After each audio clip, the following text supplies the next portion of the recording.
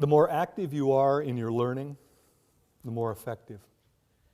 And yet, increasingly, I have students who think studying is reading it over and over, and they're going to have some magical thing where they suddenly understand it and remember it well. When you're reading it over and over, or saying it over and over, the term for that is rote memorization, spelled R-O-T-E. It can work. It is the way most of us were taught in elementary school. The way I understand it, a lot of Asian schools depend heavily on rote. And some of you may be darn good at it. And if you can memorize and actually understand by repetition, and it's effective for you, don't change. But for most of us, it's not the most efficient or effective way.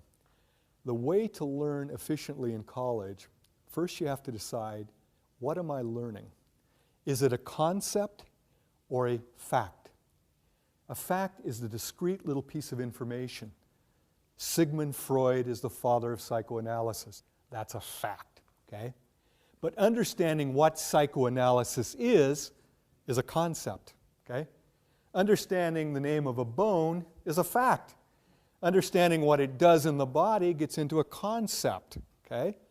So in studying, sometimes there are a lot of facts. In fact, I use anatomy as a good example. You got to memorize bones, muscles, organs, tissues, a lot of it. But if you simply memorize and don't understand the function of it, the comprehension of the actual concepts, it's a lot of wasted learning, really. Just to know a name of a bone is like, yes, so what? Okay? What does it do? How does it function? So, if it's a fact or a factoid, you have to approach it one way, and I'll talk about how you do that. But in most college classes, what we as professors are most concerned about is that you grasp the concept. Because concepts, once grasped, will stay with you a lifetime. Facts can easily get confused, but that's why we have Google, why we have reference books. If you know the concept, you can quickly look up the fact if you have to know that for a particular fact. Neat thing is, I get questions, who has more advantage, younger students or older students? Depends on what you're talking about. Most of us, as we get older, realize concepts are what are really important to make our lives better, to be effective in our work, to be effective in our personal lives. Facts, though, we realize we can look up. We can get those if we need them. Young people actually often learn facts very quickly, but they never think about the concept. And I'll give you a simple example. I'm an old guy. When I was a bit younger, I would sing along with the radio with my adolescent daughter in the car. Oh, Dad, if you don't know the words, don't sing the song. I'd say, okay, Beth, you're right. I'm not singing exactly what he or she's singing, but it's conceptually the same. What? I'd say, what's the song about? I don't know. She couldn't tell me what the song was about, but she could tell me every word in the song. That's learning facts and not seeing the concept. I, as an adult, I know the concept. I just make up my own lyrics, okay? Because I don't worry about the factual. Now, some of you are going, yeah, but my teacher does. I got to know the facts as well as the concepts. So we'll first deal with concepts. Here's the question. Can you put the concept in your own words? If you can't, you don't really understand it. Okay? It's not meaningful to you. To make it meaningful is a struggle. It's probably the biggest struggle you have as a student. But it's a struggle you need to do or you're wasting your study time. Now I'm going to give you an example. Only one of you probably in this room will understand what I just say, or will be saying. Ontogeny recapitulates phylogeny. And I knew she would get that. How many of you know exactly what I'm talking about? Raj, you do? Cool, 2 of you. Ontogeny recapitulates phylogeny. And most of you are going, it's all Greek to me.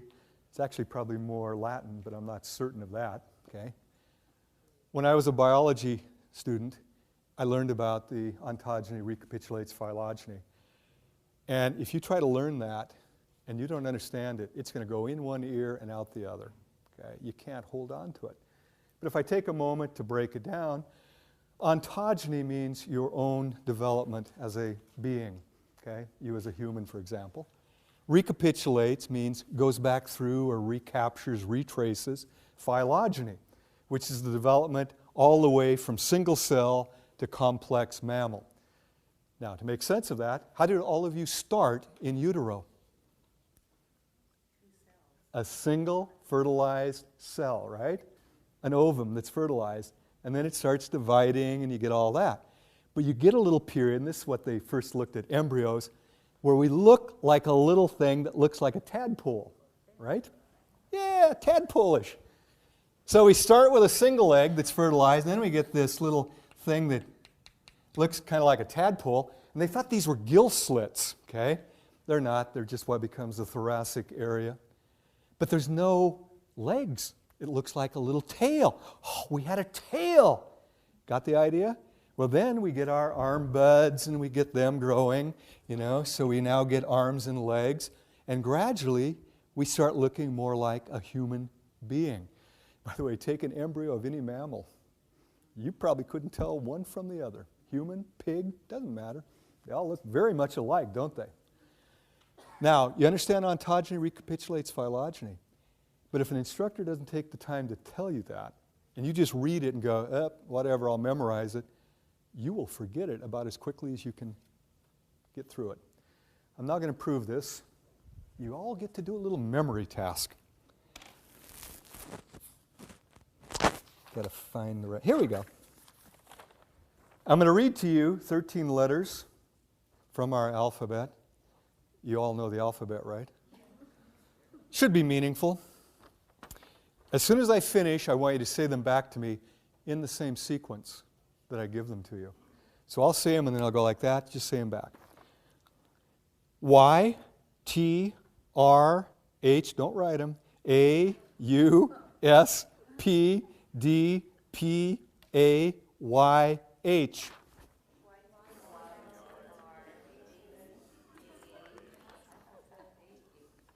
Boy, somebody sounded like they got quite a few, but did any of you get all 13?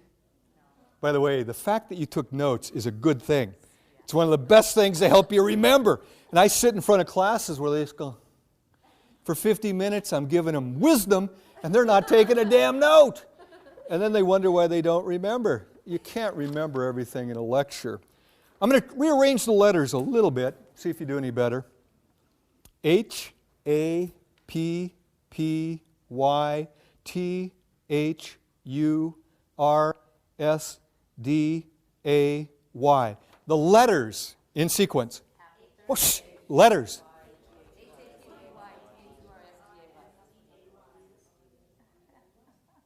Most of you got all 13. And you thought coming to this lecture you might gain nothing. I've just taken your short-term memory span, which is usually 5 to about 9 letters, and expanded it to 13. Can you give them again? What are they? Damn, you're good. Or I'm good. Now, obviously, it was a little easier. Those were the same 13 letters. Same ones. If you're studying anything conceptual and you're trying to memorize it, it's like Y, T, R. It doesn't make any sense. It's in one eye, out the other. If it's out loud, one ear, out the other. But if you take the time to discover the meaning in it, suddenly it clicks. And I could probably ask you next week what were those 13 letters, and most of you tell me. At the end of the quarter, I could ask you. Most of you could tell me. You might be confused. Was it Happy Wednesday or Thursday? But you'd guess probably Thursday. Now, some of you are in my intro class this quarter. And I do something that I wish I had time to do. I divide the class in two, using a card so half reads one, the other half reads another card. I have one group try to estimate the number of vowels in a series of words that I read to them. So they're thinking about the words, but we'd say that's superficial thinking. How many vowels in mosquito? How many vowels in bottle? How many vowels in elephant? And they get to write down what they think is the number of vowels. The second group are instructed. They're told you need to think about how valuable this item would be if you were stranded on a deserted island. And you then rate its value on a 5-point scale, 1 being no value, 5 being highly valuable. That's called deeper processing. You're now thinking about it in terms of its application or use. By the way, I always think elephant is a fun one. I'd give it a 5, okay? Not only company, but if you got really hungry, you got a lot of food there, right? I then read, I think it's about 30 words. Everybody's writing down their numbers. I then have them do a stalling exercise where they write their name, phone number, and address. That's to dump short-term memory, because they might be thinking about the words I just read.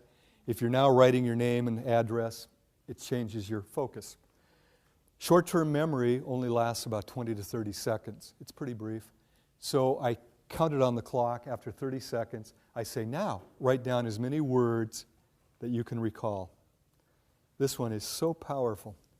The group that's counting vowels, on average, remembers 5 out of about 30 words. Time and time again. The group that's thinking about the usefulness on a deserted island remembers 10. Okay? It's slightly more, 5.5 versus 10.5. But very close to a doubling. Without doing any more effort, simply by thinking about it, instead of just trying to superficially think about it. And this is where, as a student, the more you get into the understanding, the better. Now this then raises a fun question. What is the meaning of meaning? If I say something is meaningful or meaningless, what am I really saying? Now I'm not going to go through a big drill, which is kind of fun of teasing it out of you. But a meaningful piece is a piece that relates to something you already know. And the best little analogy is, it's like a file system that you've already got established. You add a new entry to it, so it's all neatly organized. And it's very easy if you've got a file system to add a new entry. We do it with computers also. The other way, meaningless. It's where something new doesn't fit with something already established. And so it's Greek to you. Its ontogeny recapitulates phylogeny. What did you say? Okay. If it's something brand new and you can't relate it, you have to create a new entry. So you have to grapple with it. You have to say, what does that mean? But as I broke it down, I bet you could associate it with something you already understood. You've probably all seen little embryos. You got the idea of an egg, the idea that it kind of recaptures our development from a primitive one cell to a very complex mammal. You get that idea. That's the meaning of meaningfulness.